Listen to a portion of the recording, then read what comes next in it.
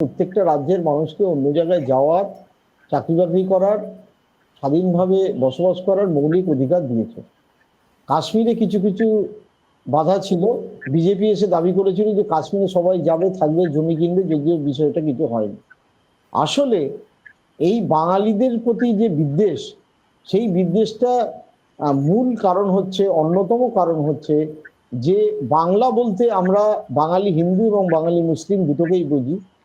বাংলাদেশের বেশিরভাগ মানুষ মুসলমান, অন্যদিকে পশ্চিমবঙ্গে 30% মুসলিম, মোটামুটি অ্যাভারেজে 70% হিন্দু।